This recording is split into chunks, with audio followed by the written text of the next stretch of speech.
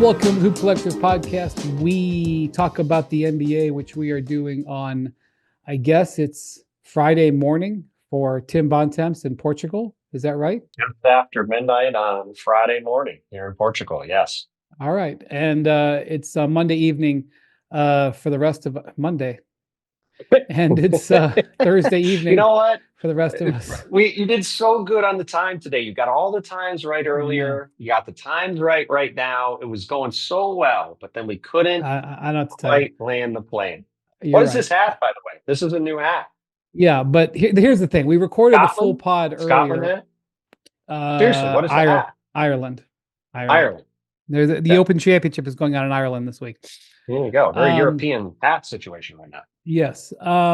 So we recorded the whole pod earlier, and then we had a piece of breaking news, and that's what we're going to talk about here before we pick up with MacMahon, who's flying back from LA right now, back home to Dallas.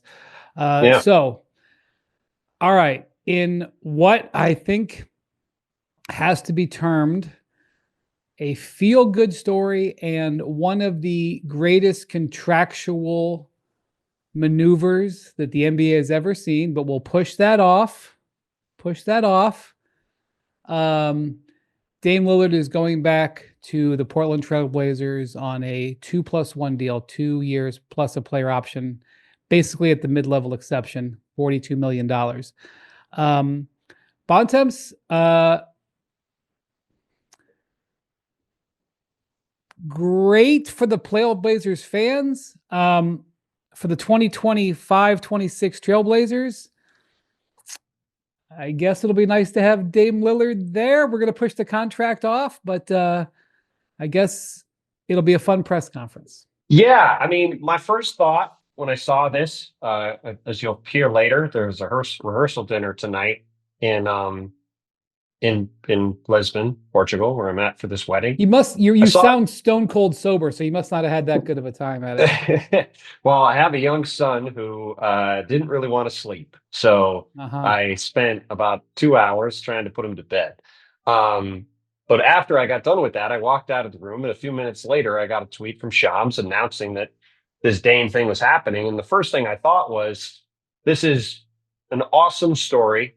Like you said, Dame going back to Portland, super cool. Gets a no trade clause, which I think is extremely smart by Aaron Goodwin and Dame's management team to make sure that he has some control over his future, because that is that's the kind of mid-sized salary that could easily be put in a trade later. So good for him to have that locked in. And yeah, to your point, it's the Blazers, who seem to be wanting to try to win this year. That's all the indications that we've gotten from them. Well, you don't trade for Jrue Holiday. Right. Trading for Jrue Holiday, all the other stuff they've done. Now has $40 million essentially in dead money on their books for the 25-26 season. That is a very hard thing to square. Now, the Dame thing in a vacuum, honestly, totally makes sense to bring him back to Portland on a mid-level deal. I think he's going to be probably at worst a third guard next year. Like, that's fine. If he is anywhere near, if he comes anywhere remotely close to the player was before the injury, that's a huge win for making 14-ish million next year. But I just don't really get what Portland's trying to do in general. Like, they have this roster that doesn't really make a lot of sense. We've talked before about they've now drafted centers in back-to-back years. They draft Jan Hansen 16th overall after drafting Donovan Clingan the year before. Can they actually play together? I don't know. They've had Scoot Henderson and Shaedon Sharpe that they drafted high in the lottery the last couple of years. They haven't been starting. They've been starting behind veterans. They've been blocked. Seems like Scoot's going to start now, but they also trade for Jrue Holiday. They also now have Dame, even though Dame's not going to play this year. Shaedon Sharpe, I still don't think is going to start as, I think, a 23-year-old fourth-year player. We still don't really know what to make of him. They trade for Denny Avdia on a great contract. He's a very good player, but by the time they're really ready to win, in theory, he's going to need to pay a lot more. They didn't trade Robert Williams when they seemed to have opportunities to, and now he's been hurt again, and I don't think he has any value on the market. It's just hard to really square what it is they're trying to do in general. And I know that doesn't really matter because we probably should just be talking about how cool it is that Dame is going back, but I just keep looking at the Portland roster and the moves they've made, and I just don't really see what the strategy is. Okay, so let's acknowledge at the start here that it really, really sucks that Dame Lillard had that injury. When it happened in the calendar, which probably wipes out all next season, as he was coming back from a blood clot at lightning pace, I'd never seen anything like it, to try to help the team, try to get Giannis on a playoff run. That, it was a tough situation for him in Milwaukee because he didn't envision himself going there. I want to acknowledge all of that. And I want to acknowledge that he really just wanted to go to his adopted home of Portland, and that's where he was going to rehab. And now he can rehab. Like, all of that is cool. If you're a Blazers fan who've really kind of been in the wilderness the last couple of years, you're really excited about Yang Hansan.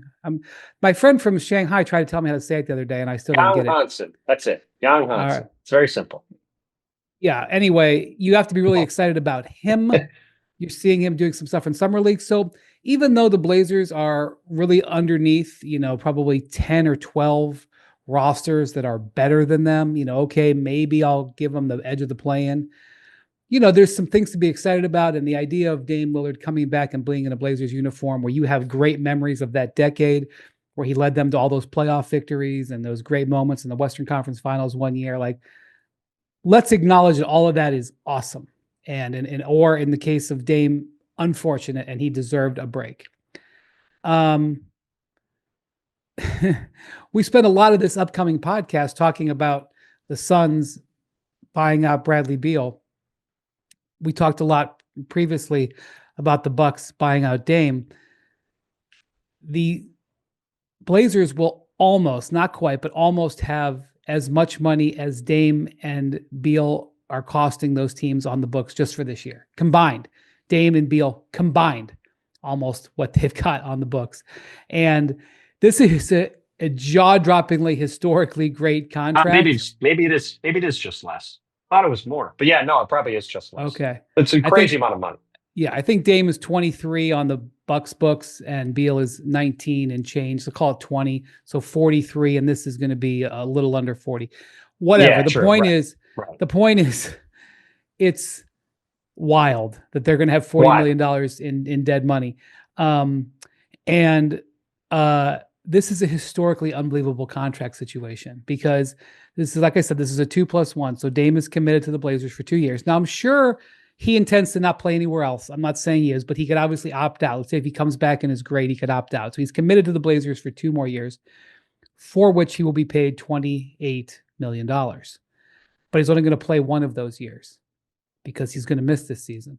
So Dame did a deal where he's going to get paid $28 million to play one season with a no trade clause, while he is getting $23 million in buyout money from the Bucks. It is a brilliant, wonderful turn of events for him. And karma says he should have got it. The other thing I want to say is one more thing. Dame, and correct me if I'm wrong, Bontemps, Dame, in fact, did ask for a trade from the Blazers. Now, you can say that it was okay that he did that because they were going another direction. They were skewing young. And I agree with that. But Dame was no longer in Portland because of his personal decision. So, yes, he's coming back and this is wonderful, but it wasn't like he was sent away because the Blazers decided to send him away. He asked to be traded. So I know that it was a bad ending. There was some hard feelings, and this will salve that over. But am I being a jerk, Bontemps, for saying that? Or the relation there was pretty weird at the end. Like we talked about it a lot at the time. I still don't really understand the Blazers' position during the negotiations in the Dame. Again, another thing, it was just hard to really follow. Miami was very interested in trying to talk to them about Dame, and they simply refused to talk to Miami at all. And, the Bucks came out of nowhere and got him a deal, Yeah. and like, they sort of that fell into their lap, and they did a nice job with it. They've now turned around and traded for Drew Holiday anyway again, which Right. is very odd. That Drew Holiday and Damian Lillard are both on the Bucks now. It's very strange. Yeah, Both in part because of torn the roster Achilles. doesn't make a ton of sense, but I'm not going to stress about it because who knows what the roster will be in a year. No, Dame will not be. I know. It's just funny that because of two torn Achilles for two different players, Damian Lillard and Drew Holiday, who were traded for each other, are now on the Blazers together. That's just a strange coincidence. But yeah, I mean, look, it's a surreal thing for him to be back in Portland. I think it's a super fun story. We're going to talk later about Devin Booker and maybe him staying in Phoenix. I think it's really cool. Dame obviously has had an unbelievable career, and some of my favorite moments watching as a fan over the past 10 or 15 years have been the Dame shot to beat the Rockets and the Dame shot to beat the Thunder. I mean, you can argue that the reason the Thunder won the title is because of Damian Lillard, because that shot he That's hit a long journey, but I get it. That's a long journey back in there. 2019. Well, back in 2019, that shot that he hit, that ended that Russ, PG, Carmelo team. Like that, they blew that team up that summer. Obviously, Russ gets traded to Houston. Paul George gets traded to the Clippers. They get all the stuff back. It turns into J-Dub and Shea, and the rest is history, right? But yeah, it's a very cool story, and I'm really happy for Dame. He's one of the best dudes in the league.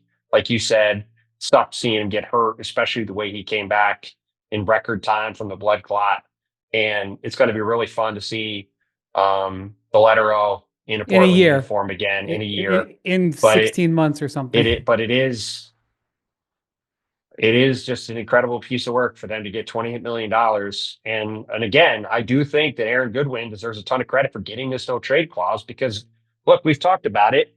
There's the ownership change on the horizon in Portland. There could be all sorts of changes that come with that. Maybe they would want to use Dame's salary to trade in a year or whatever.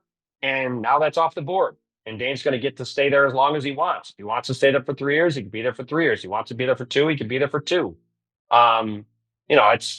It's good for him, and it's going to be a fun story to see in a year. And we'll continue to wait to figure out what exactly the plan is in Portland. Why are they doing this? Been saying a lot of things. What's going on? He could not say no to this. And I'm sure he's happy to say yes, but he also could not say no. So I mean, look, I would also say, years from a personal level, I would say the last couple of years for Dame have been pretty rough. Yes, well, I just mean it just for, I think, I don't know how much fans know, but his family was back. Like, I don't know how many fans know this. His family was back in the Pacific Northwest. He was in Milwaukee. He's talked at times about how tough a situation that was for him. Obviously, then he gets hurt. But, obviously, everything I've heard, the brief time I've poked around about this in the last hour or so since it happened, getting a chance to be back home with his family, not having to worry about moving around anymore, being locked in for a couple of years back home in Portland, like all that was incredibly appealing to him, as I'm sure it makes sense to anybody. And it's going to be a lot of fun. And look, for a team that really is trying to have Scoot Henderson take the next step as a player, you got Drew Holiday and Damian Lillard mentoring him. That's the one thing I'll say about this situation. Like, their locker room will be around than those two guys. Their locker room will be spectacular. I don't know how they'll be on the floor, but their locker room is going to be spectacular. Got two of the best dudes in the entire league. And I will say this: there now. Dame owes a Valentine to the Milwaukee Bucks organization, because it's not what he wanted. It's not what the Bucks wanted, but them cutting him when they did opened this up. And I mean, his preference would have been to stay in Milwaukee and, been playing for a championship, but this is a heck of a turn of events that will apply salve to the terrible turn of events with the Achilles. Okay, well, we're on to the regular pod that we taped earlier, and thank you to Bontemps for staying up late in Portugal. Thanks to Jackson. Adios, everybody. Well, now, how do you say goodbye in Portuguese? I have no idea. I know how to say thank you in Portuguese. Obrigado is thank you. That's the only word I know. That's all you're going to get. That's right. Obrigado.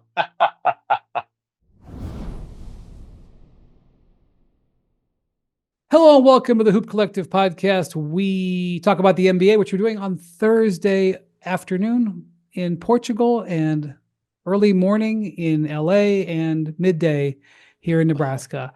We got the times right. Big win. Yes, it is. By the way, this is our first take. Usually there's like 2 or 3 takes. All right. Joining us from Portugal, still there, Tim Bontemps. Hello, everybody. Joining us from Los Angeles, where he's doing NBA Today this week. And I watched some of the red carpet at the ESPYs, MacMahon. Were you banned from there as well? Howdy, partners. Invitation got lost in the mail. Must have gotten sent out maybe when I was covering the finals or something, and I just didn't see it. I didn't hang out with Dave McMenamin, but another Dave, a listener, slid in my DMs, invited me to go play pickup basketball. It was a mediocre performance by me. I was the oldest guy by at least a decade or so.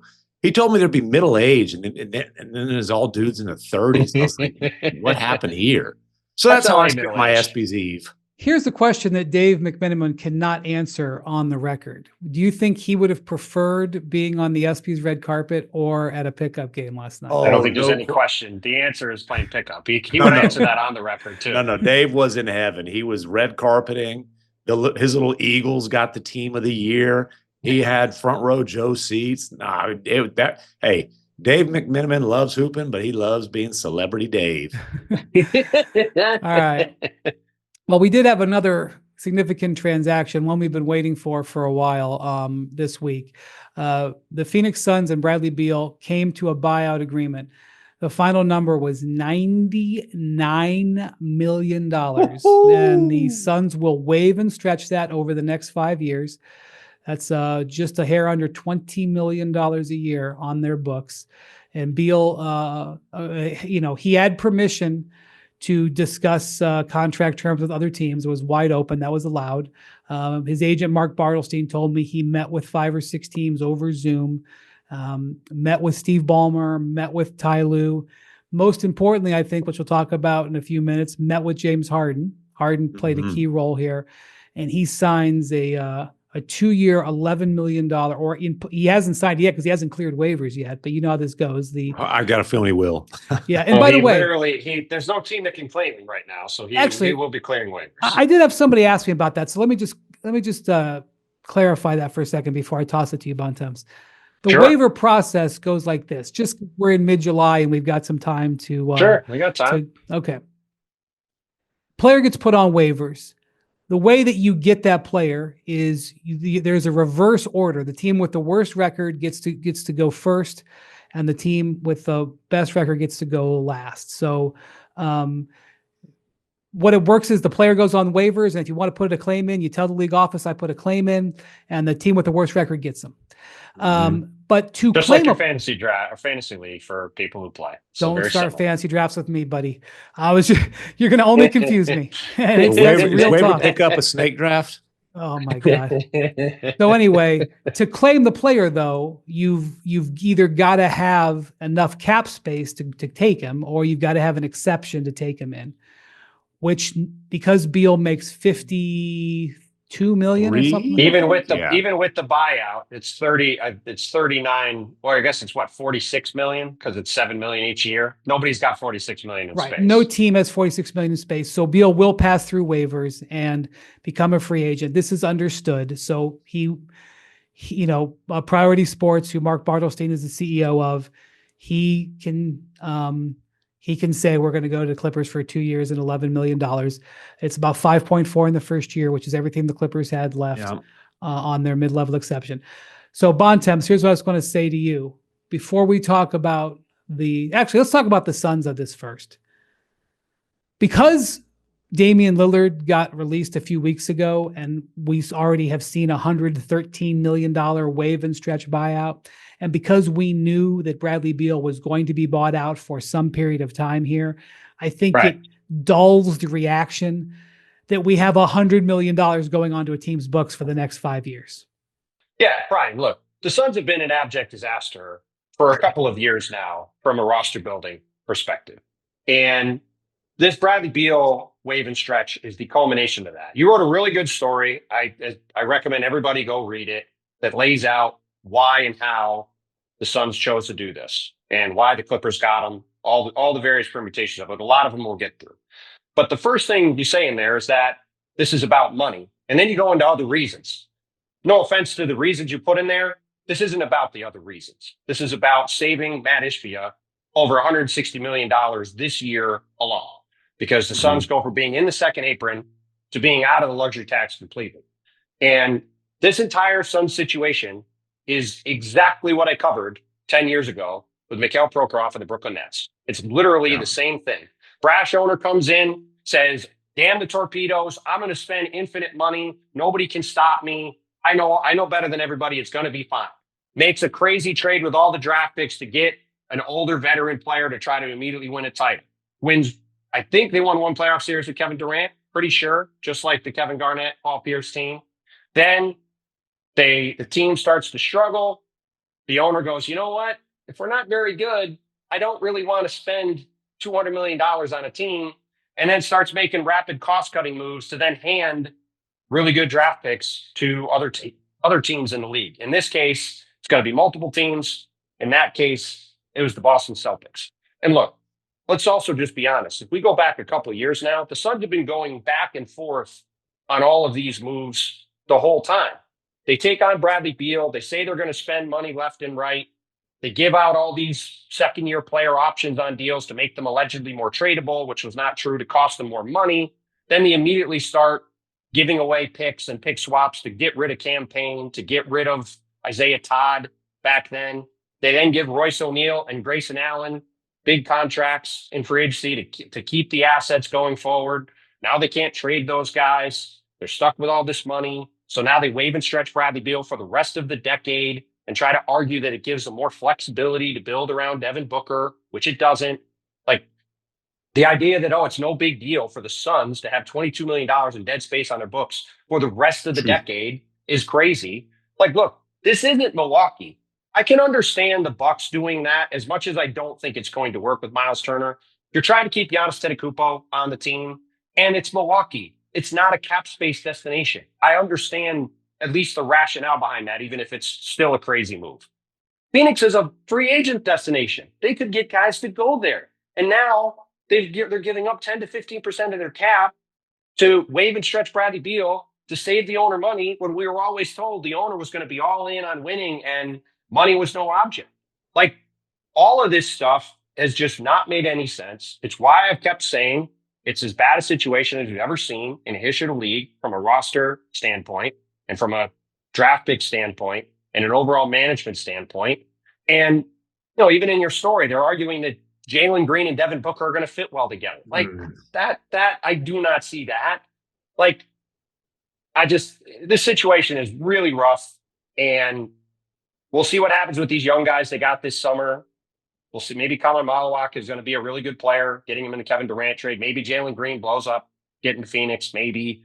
But it's hard to look at this Beal thing as anything else other than just a giant exclamation point on what's been a disastrous 2.5 years of Matt Ishbia and the Suns. Yeah, more than anything, that's exactly what this is and what the KD trade is. An admission that the Matt Ishbia era in Phoenix has been an absolute disaster. I like your use of the word abject. That's a great word. This thing has been an abject failure. And Matt Ishbia's philosophy that he has repeated over and over again has always been money. I'm not worried about money. I'm going to spend as much, I'm going to outspend everybody. I'm going to, go all in on winning a championship every single year. And then you look up and you're like, dude, you didn't crack the freaking play-in last year, and you're, historically expensive. Like, it reached a point where it's like, okay, dude, we're not anywhere even remotely close to contending. I mean, not remotely close. And this was an opportunity for him to save $175 million this year when you add up all the tax and all that. And really, just, they have a shovel. They are trying to dig out of the huge hole that they've created in the last 2.5 years. They got nickels on the dollar for Kevin Durant. I won't say pennies, but definitely nickels on the dollar. I mean, they still owe more in picks than they got for him on the way out. That's a disaster. And then, as you said, Beal, you don't just get to, wash your hands of him. He's lingering on your cap. He's going to count 4 times as much on the Suns' cap for the next 5 years as he is on the Clippers cap this year. I mean, it really is with the lack of picks. This creates a little bit of flexibility, but to your point, any flexibility this creates is outweighed by the fact that he's counting almost $20 million against their cap for the next 5 years. I just want to add one more quote because Bobby Marks had a great story on the second aprons that ran yesterday. And he had an incredible quote from Matt Ishbia that he told Ramona after last season, so a year ago, right? I just want to read this quote. Bobby said, remember the now infamous comments by Suns owner Matt Ishbia after the 23-24 season. Here's the quote. Quote, I understand all the rules that come with the second apron. I understand exactly what the CBA tried to do. I read it. I know it inside and out, and we made a calculated decision that we think the team with the best players wins. Would I rather have Brad Beal, Kevin Durant, and Devin Booker than just having 2 of those guys? I'd rather have all 3 100 times out of 100, and I don't think there's another GM or owner or CEO that wouldn't say the exact same thing. Well, Right. and this is Ishbia admitting that he was wrong and it was an expensive mistake. So Bobby Marks gave me the numbers in this story, which he believes that when you include everything, including the distribution that you get by being in the, out of the tax, you get everybody else's tax money. He thinks it's $175 million savings for the Suns this year. Now, at the end of the day, when you're talking about billionaires' money, I get that some fans don't care. And that's fine with that. I'm just going to say to you that from a straight spreadsheet standpoint, saving $175 million alone in 1 year is probably enough to talk you into making this a deal. no-brainer. It's a no-brainer from a money saving standpoint. The problem is trying to claim it's something else. Okay. Yeah. The other thing is if you include the money that you don't pay Beal this year, it's like over $200 million. But obviously, they're going to have to pay him the money eventually. He's going to get the full $99 million. Having said that, it doesn't help you on the court. Now, the one thing that in talking to folks with the Suns that they say, and they're, by the way, to be clear, Bontemps, they're not arguing that this is the driving force. No one's celebrating I know this. they're not. But when you are in the second apron, as they were last year, and everywhere you turn, you run into a wall and you have a bad team. Yeah. It's tough to get through your days and your weeks. Okay. And now at least they're out of the second apron. And yes, they get their mid-level exception back, which they're not going to spend probably right now. But they get it back next year when they would have been in the second apron too. So, is that going to solve their problems? No. And by the way, getting out of the second apron so you can aggregate and stuff again matters less when you don't control your draft pick for the next 6 years, which they don't. And by the way, one other thing that is very central to this whole discussion. When the Suns traded for when the Suns traded for Bradley Beal, and they gave up the pick swaps and the second round picks, people were like, it's not that much for Bradley Beal. It's a good trade for the Suns. Yeah. The Suns not getting Bradley Beal to give up the no trade clause to do that deal was a catastrophic mistake. There's a reason other teams were not trading for Bradley Beal. They didn't want to deal with that no trade clause. There's a reason why the first thing Mike Winger and Will Dawkins, when they got there, what did they do? They got Bradley Beal off their books. Why? Because they didn't want to have that no trade clause, because inherently, what does a no trade clause mean? As we've talked about with LeBron James, it means the player dictates how things go.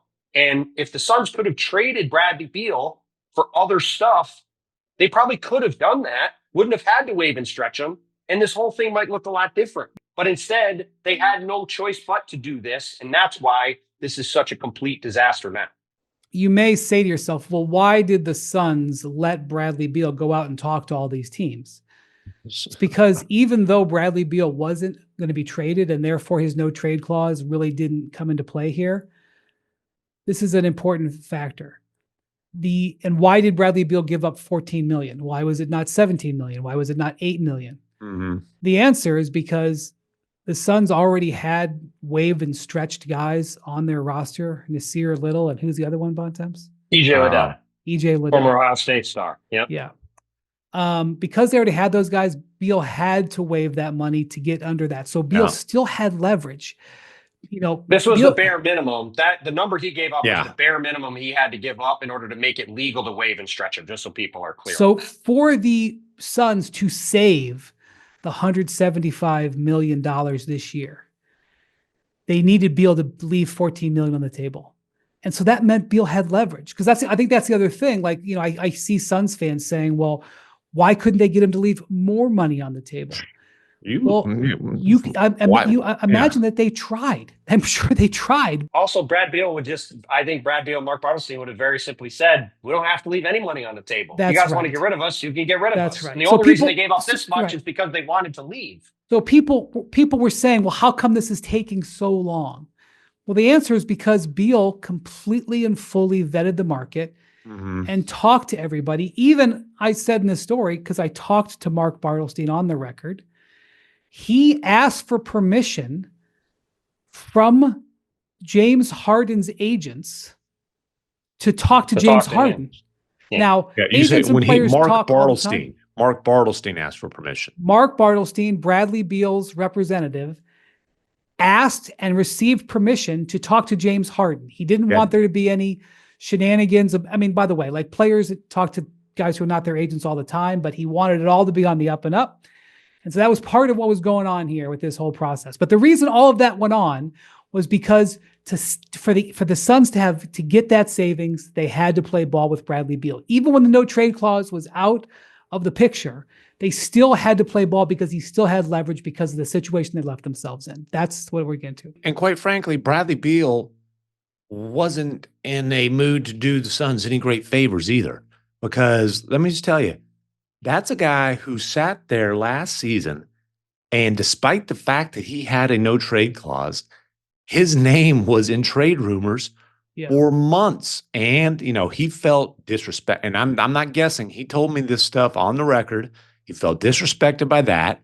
He felt disrespected by, in his eyes, being demoted for a little while to a 6-man role.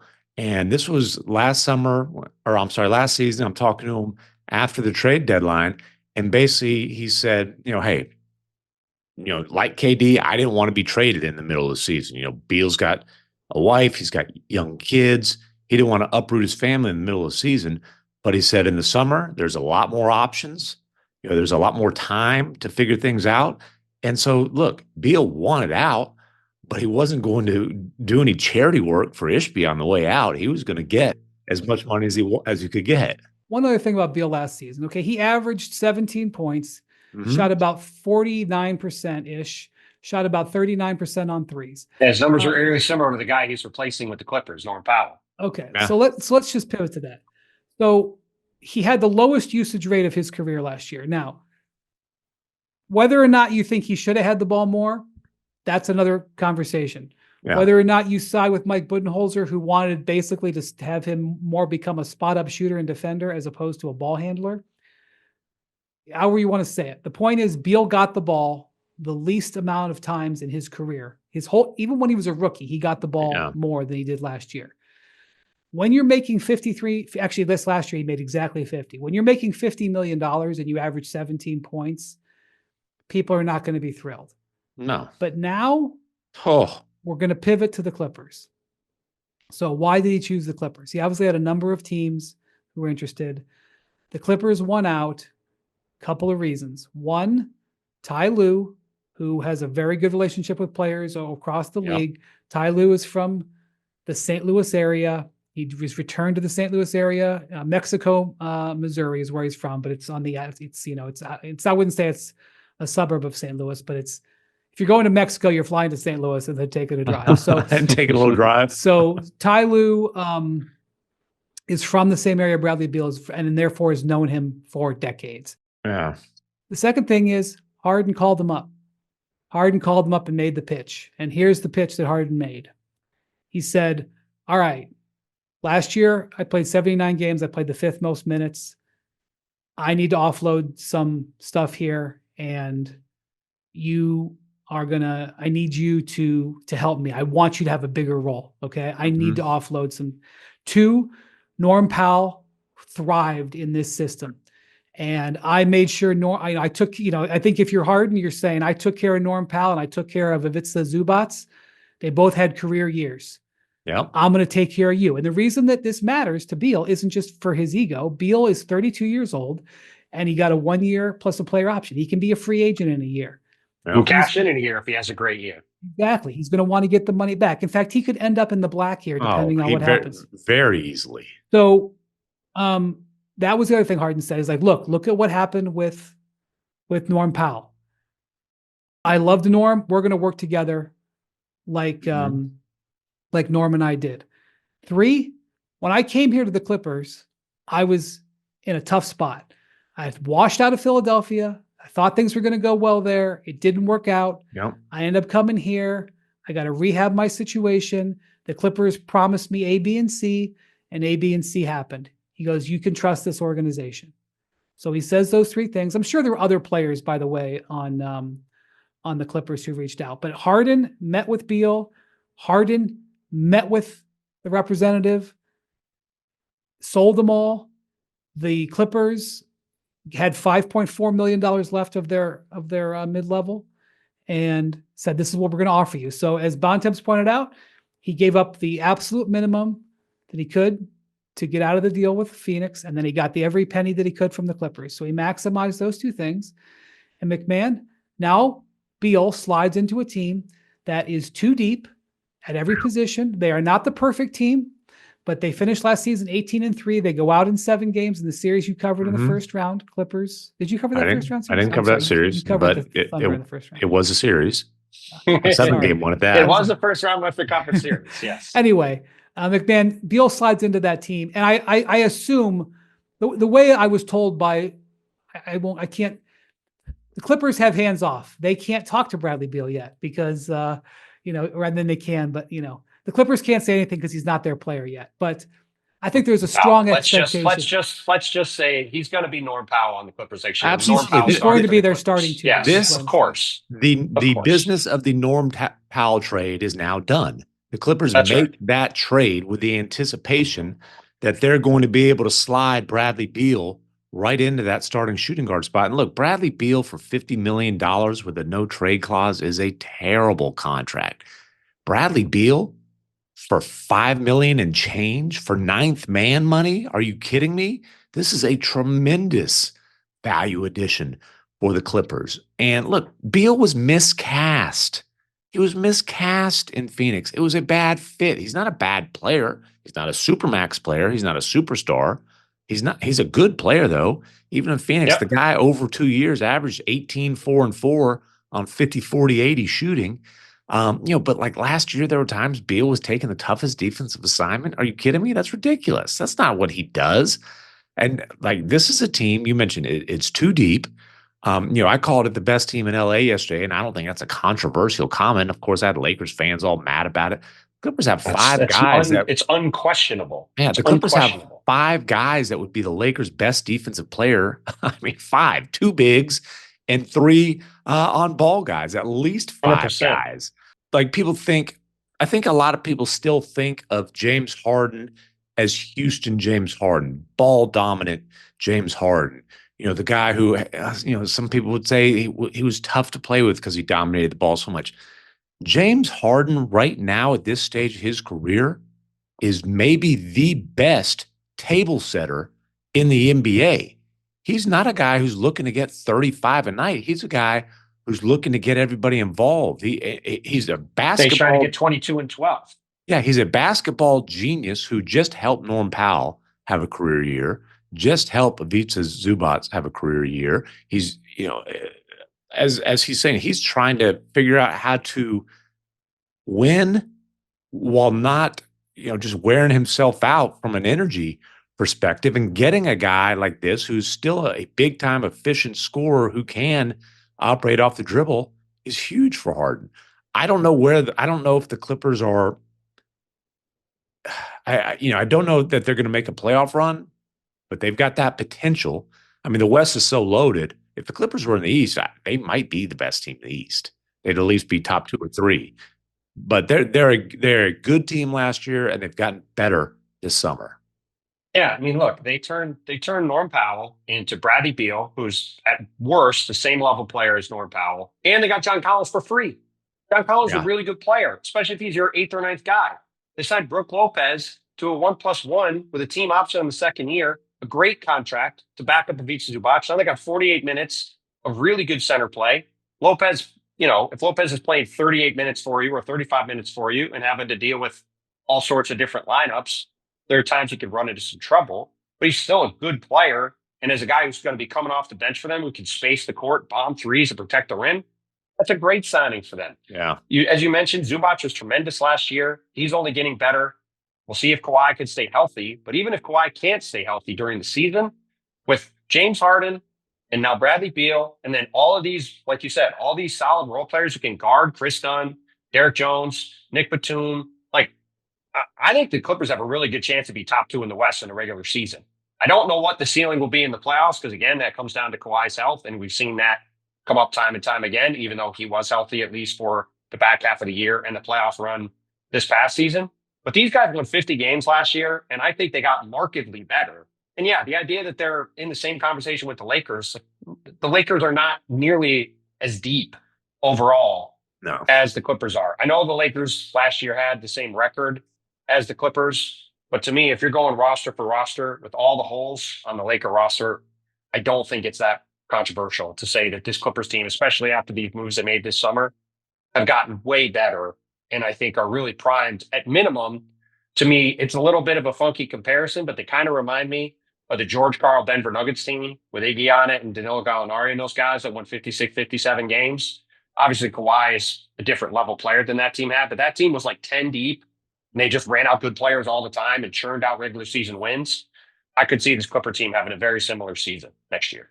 One thing I would say, because you look at the Clippers offseason, they took their mid-level, which they signed hard. They gave Harden a $6 million raise. I'm sure he probably wanted a little bit more, but he's 35. They gave him a $6 million raise. So he makes all NBA.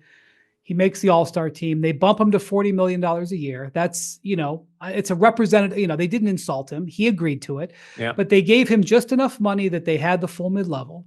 So then they take the mid-level and Norm Powell, and as you guys just described, they turn that into John Collins, Bradley Beal, and Brook Lopez. That's just good work. I don't know if they're winning a championship, business. But it's great business. And I'll say something else. You look at the Clippers. They add John Collins, and they add Brook Lopez. You look at the Rockets. They re-signed Steven Adams. They signed Clint Capella. Size. Yeah. You look at the Nuggets. They trade for Jonas Valanciunas. We assume he's going to show up and play. Right. Size across the board. These teams Big is back. Big is back. That's right. For a decade plus, everybody leaned into small. Everyone's leaning into size, and that's why look what the Thunder did last year. They went out and got Hartenstein, the biggest free agency addition in franchise history. And look what the Thunder prioritized this offseason. You know what the Thunder did this offseason before they signed Shea, Chet Holmgren, or Jalen Williams? They signed Jalen Williams out of Arkansas. They re-signed the center. Drafted a big. And drafted a center, Thomas Sorber, out of Georgetown. And even look elsewhere. Look at Portland. Portland has drafted centers in back-to-back drafts. That. I mean, people are even look at the Cavs. The Cavs made one significant free agent addition this offseason. That was signing friend of the pod, Larry Nance, to get a more playable extra big man. So, look, you got to have size in the game. And that's one of the reasons why you're a little worried about the Lakers. If you're looking at the Lakers, okay, they got DeAndre Ayton. That was a great job spending $8 million to get that player. They got Jackson Hayes as a backup. Is that good enough when you're looking at all this size that you go in the Western Conference? No. I mean, the answer and it's also, you're also looking at why the Warriors, we believe that they're going to get Al Horford, but you understand why the Warriors' huge priority was to go out there and get Al Horford because the Warriors' size is their challenge. So Al Horford was playing when they were the We Believe Warriors. That actually is true.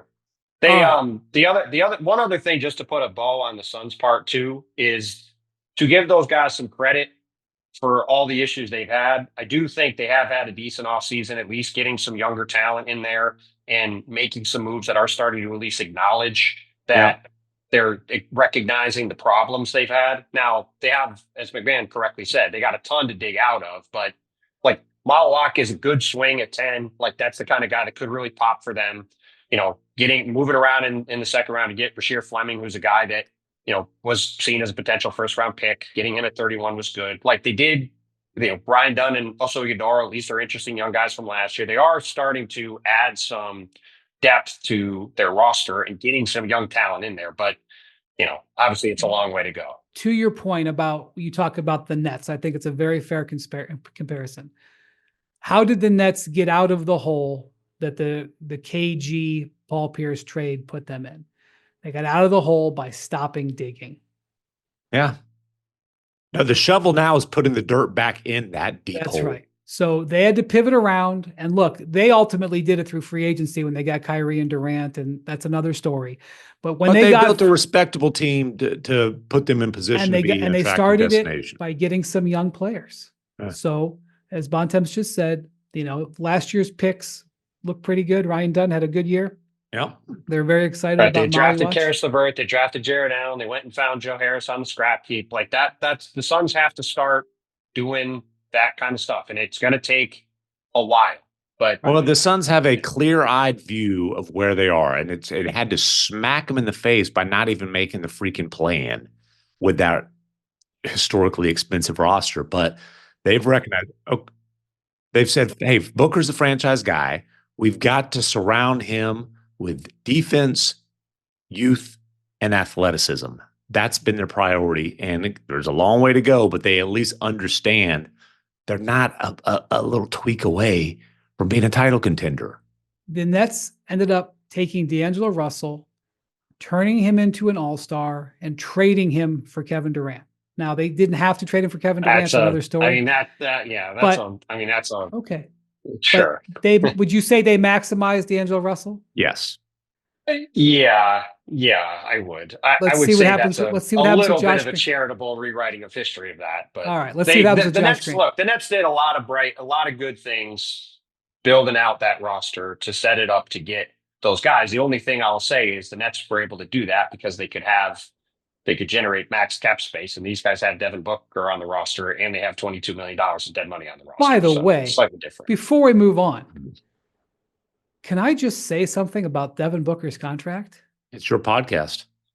You got to play. I shouldn't say that like Devin Booker is a bad thing, by the way. Having Devin Booker is good, to be clear. He got a player option in that deal. Why wouldn't he get a player option? Why wouldn't he?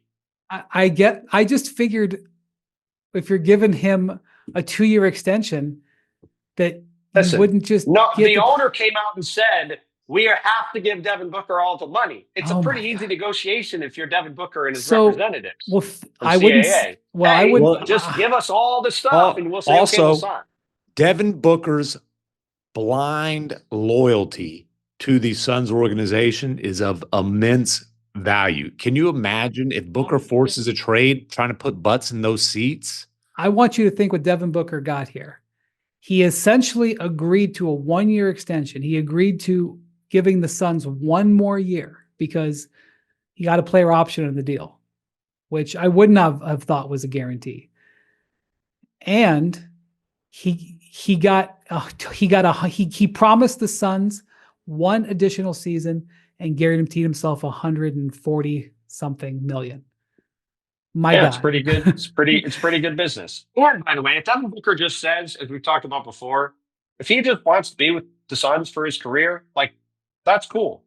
Like I don't think there's any issue with that either. Like I'll be curious to see where his mindset is on this in a year or two if this team turns into what the Nets were post moves. And in the Western Conference, it's going to be tough for these guys to be, I think, a play-in team with the team they have. But if he wants to stay there, by no means, by no means do I think that's some sort of slight on Devin Booker. But it is going to be a big hill to climb. Just like it wasn't on Damian Lillard in Portland.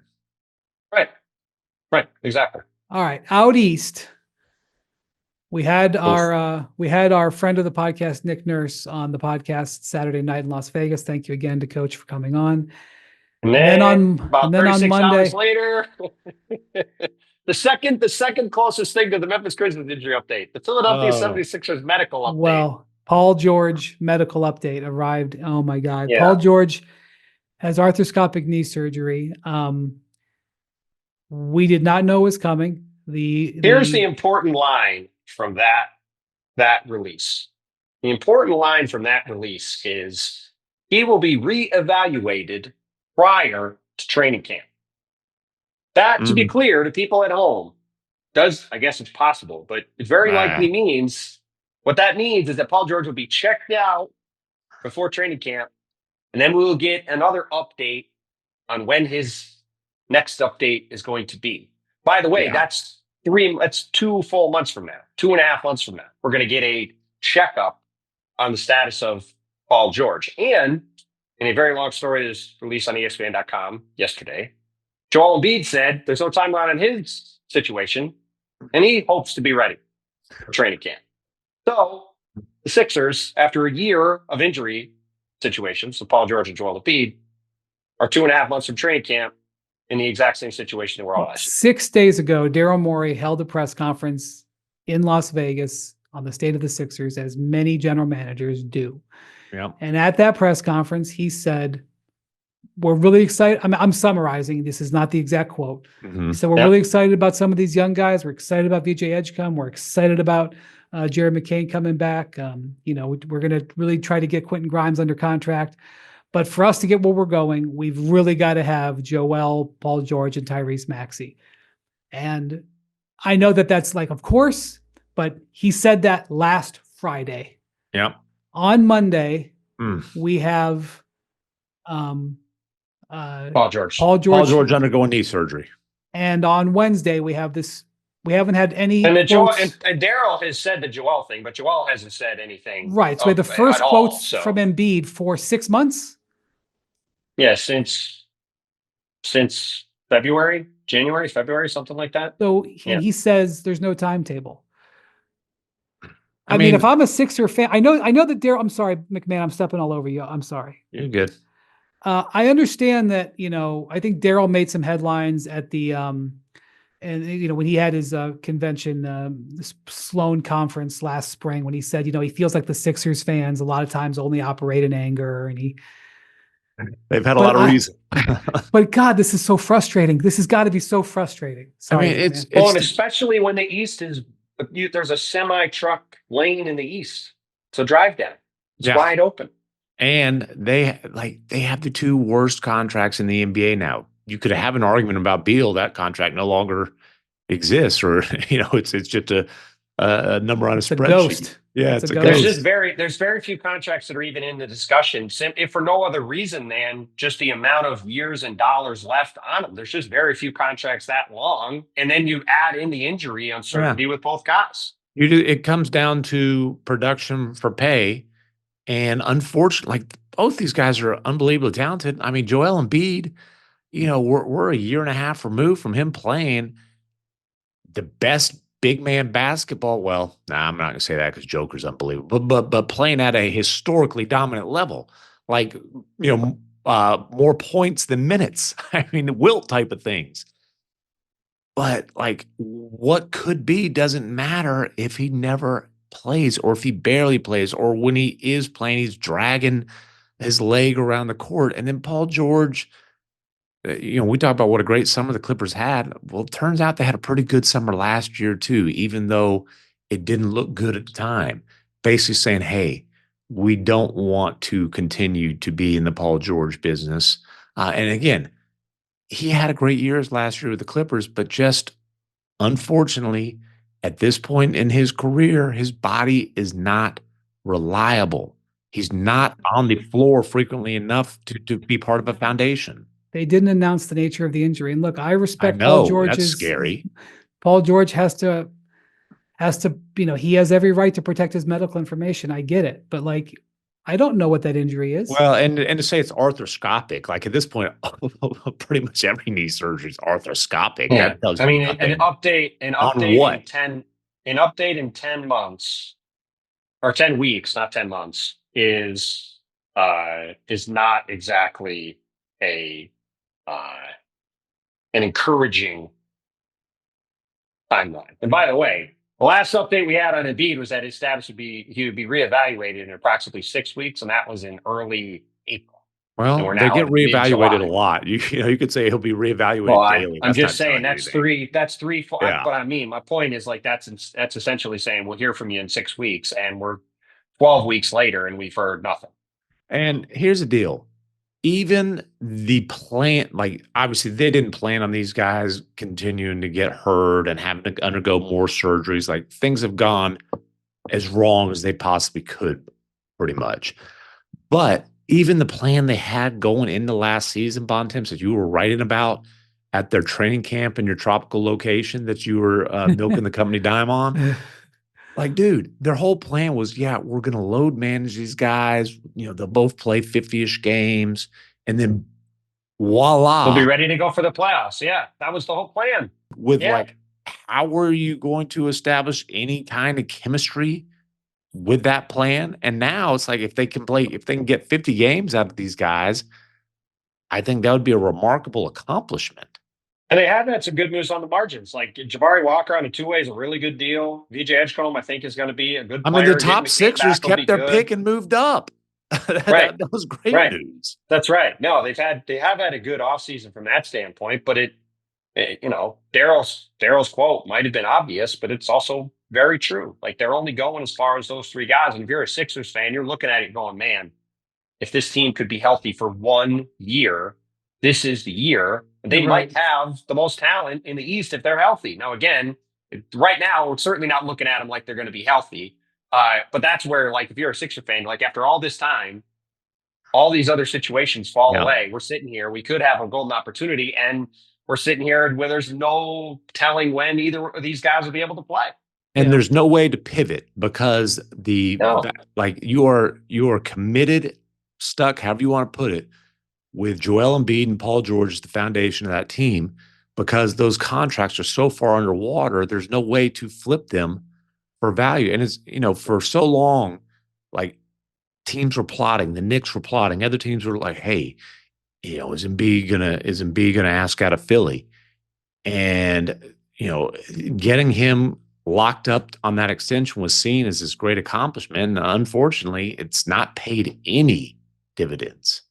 I mean, Joel Embiid's got 4 years and about $240 million, give or take a couple dollars left. And Paul George has got 3 years and about $160 million, give or take a couple dollars left. That's $400 million in 7 years of contract in those two guys. And we don't know when they're going to play. Yeah, it's tough. Hard to win that way. All right. Well, MacMahon, you have to do NBA Today, and Bontemps, you have a family wedding to get to. Ooh. So, tux? You wearing a tux, Bontemps? Yeah. Is this a black tie event? No, it's not a black tie event. The wedding is Friday. Rehearsal dinner is later on tonight. Were we going to talk about McMahon's hometown team before we went? Do you have to wear shoes at this wedding, or it is a shoes wedding. Okay, sure. no mid-range shots. Toes got to be covered up. No mid-range shots. No. Oh my God. That is true. All right. Well, yes, we had, just before we go, MacMahon, your team had an unfortunate announcement that Dereck Lively. They're not my team. I apologize. Trust me, they don't claim me. Hometown team. I understand. Your hometown No, team. just look, man. Dereck Lively. The surgery happened a while ago. The Mavericks. That's what I thought. Like this is not something they would have. We talk about like these the Memphis Grizzlies medical releases and the Sixers. The Mavericks just don't do them because this is the second surgery to a starter this summer. That hey, didn't hear about that from the team. But Dereck Lively had to get bone spurs cleaned up in that foot, and this is the foot where, I mean, they really just botched this thing last year, put this guy in some serious jeopardy. When they thought it was a sprained ankle, ends up being a stress fracture, which they discovered after he had been cleared to come back. He did come back late in the season, then needed this surgery to clean up. Now, he's supposed to be cleared for camp. Obviously, we're going to be monitoring that situation. Anthony Davis, the surgery to repair detached retina, is supposed to be ready for camp. Again, we'll monitor that situation. And then obviously Kyrie, Nico Harrison said during one of his, one of the in-game interviews, I think it was on NBA TV, that he's ahead of schedule. I'd heard the same, but I don't want people to be confused with Kyrie's ahead of schedule in his rehab to thinking, okay, hey, he's back in January. You still got to err on the side of caution with a guard in his mid-30s coming off a torn ACL. He's going to miss at least half the season.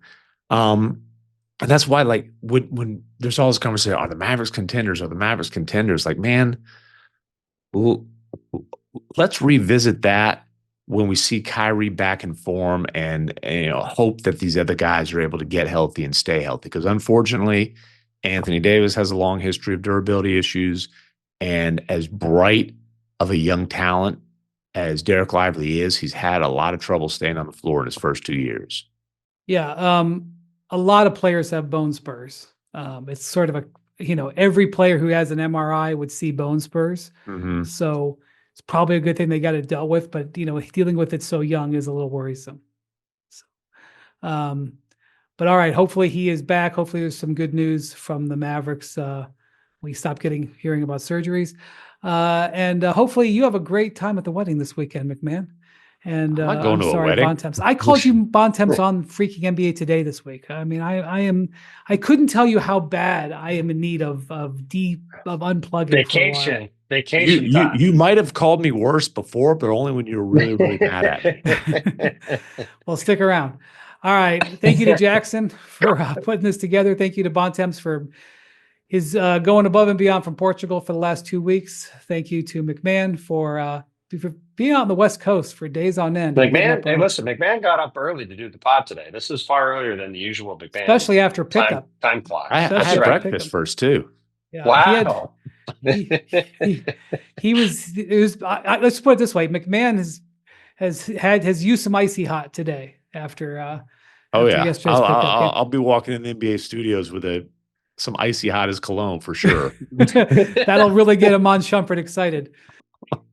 All right, man. I might even get a fist bump from him. With that, everybody, thank you for watching, listening to the Hoop Collective. Have a great weekend. We'll talk to you next week. Adios, amigos.